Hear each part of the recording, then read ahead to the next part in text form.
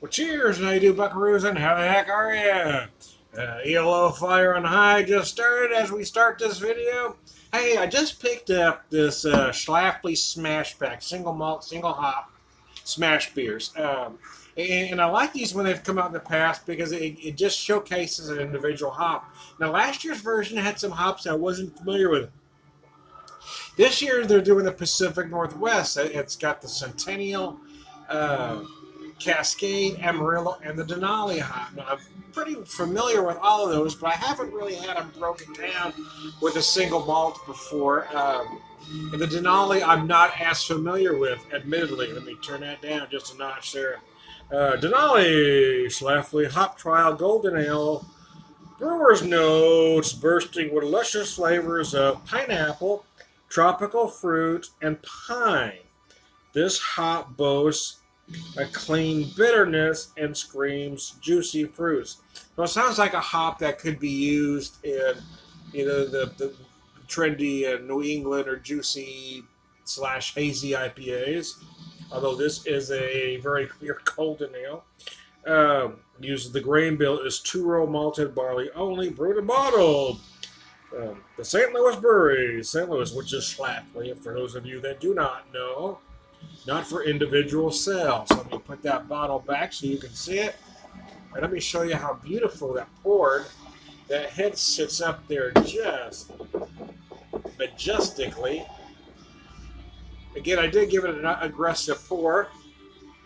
But look at the lacing that leaves. That's just beautiful, man.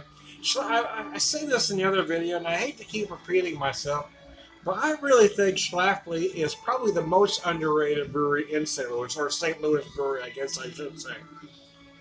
When people talk about going to St. Louis, their friends, I know I'm familiar with the beer scene out there, will always mention, they want to go to Side Project or Prairie Artisan. There's nothing wrong with those breweries, okay? I do feel they're on the trendier end of the craft beer scene, which is why people want to go there.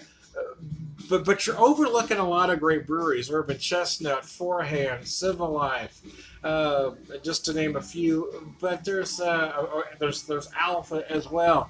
But Schlafly tends to get overlooked. People seem to look at them as average. Schlafly is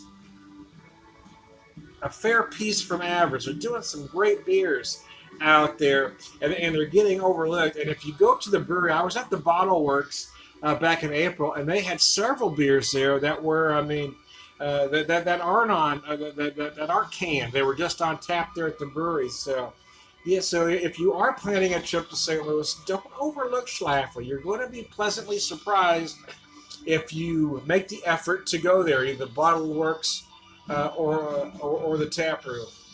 Either one, whatever. The Bottle Works or the Del Mar Loop or the tap room downtown, whichever makes you happy. I've been to both. I love both locations for completely different reasons. Oh, wow. I do feel that pine. I was expecting to get the fruit notes in a great big way, but I really felt that pine. Bursting with luscious flavors of pineapple, tropical fruit, and pine. Plain flavor, extreme juicy fruits. Okay. I get a lot of pine on the nose right away, but I do feel those other fruit notes as well.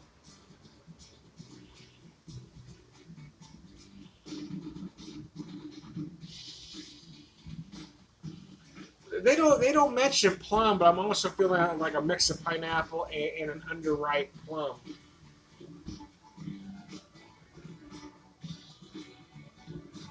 Oh damn! Yeah. Wow. Wow. That's nice. That's nice, man. It's interesting to break these hops down singularly, instead of having an IPA that's got 100 different hops in it. This would be interesting as a single hop APA.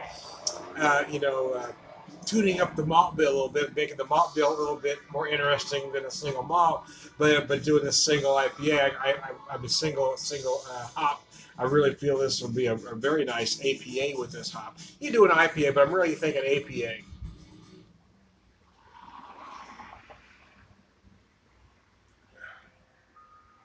Hey, King Harvest dancing in the moonlight. I go from fire on high, man, to a dance in the moonlight. How about that? Oh, wow, that's nice. It's very clean and crisp. Of course, I mean it's a, a single malt golden ale. It should be, but I just love these beers. I know they're meant to be hop trials, and they're not beers that you would think to just market on their own. But it seems, I mean, I had several in that pack last year, or at least a couple of the four, I guess. But I'm going to say three of the four that I thought would make great beers on their own. And I'm feeling the same way here. I would feel this beer right here, as is, with no changes, would be a great light summer ale. It really would, just as is. Single malt, single hop. Market that baby as a summer golden. I think it's brilliant as is. Or do what I mentioned earlier. Tweak up the malt, make the malt bill a little bit more interesting, make this a single hop. I think the beer would just be just a nice, clean, crisp summer brew. So there you go. Anyway, I digress, man. I do find I really enjoy the SMaSH beers. From anytime I go to a brewery that has a SMaSH on tap, I always order because I like the breakdown. I like the simplicity. I like the clean malt. I like the breakdown of the single hop. I really like that because I'm a bit of a beer purist anyway. I think we've kind of got lost with 100 ingredient or kitchen sink beers. It's nice to get back to roots. I was in a beer discussion the other day. We're talking about is there a craft beer bubble or not? What's going to be the next big thing in craft beer?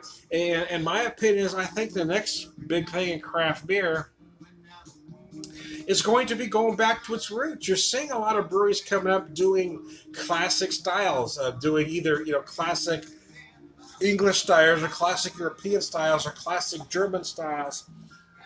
Casey Beer Co. I'm going to bring up. I mean, that's their bread and butter. They're, Helles Pilsner Dunkel. I mean, these guys are knocking it out of the freaking park. So whatever but I don't know if it's going to be one single style. I don't know if it's going to be German styles, English styles, but I think beer is going to go back to basics. I think the successful breweries anyway will go back to the basics and just make good beer again. Make a great Pilsner. Make a great English mild, or an ESB. I think that's going to be the next big thing in beer. Because other than the trendy drinkers that are just here for the trend, I really think that's what the majority of craft beer drinkers like me really are looking for. Not that I don't enjoy a crazy beer from time to time, but not everything has to have fruit or 100 different freaking hops in it. Anyway, that's my particular opinion. Especially when I drink a beer like this and think, damn, I would buy a 6-pack of this. It is this good. It is that good as is. So there you go. Using my IPA glass, it works, man. I had two of these, right? I bought two of these right when they first started coming out because I'm a bit of a glassware junkie. I ended up buying 4. I bought 2 for a friend, and I kept 2 myself. And he said his broke almost instantly. I had one break within like the first couple weeks I had it, but this one I've had now. Oh, some Gilby Clark now, but I've had this one now since 2013, so it's been around a little bit now. But the Spike Lau glasses, Bourbon Street Blues, Gilby Clark, they're so thin. It's a good glass. I just don't, it clearly isn't worth all the hype. They're hard to clean. You can put them in a dishwasher if you want, but they never come clean. I don't care how good a dishwasher you have. You really got to clean them by hand, and because of this, it really is a bit of a bear.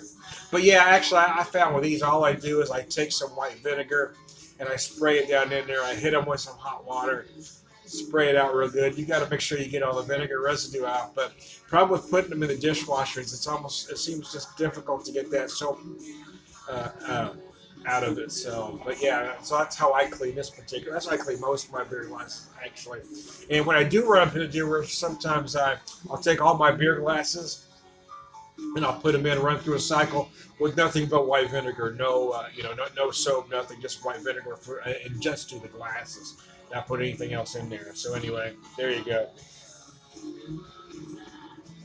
But yeah, you don't want the soap residue on your beer glasses. That kind of mucks the shit up, man. I am Ton of Beer Whisperer, beer evangelist, prolific beer drinker, perfect was a man.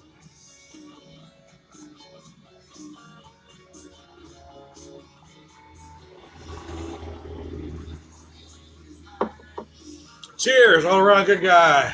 The Bourbon Street Blues, Gilby Clark. This man's awesome.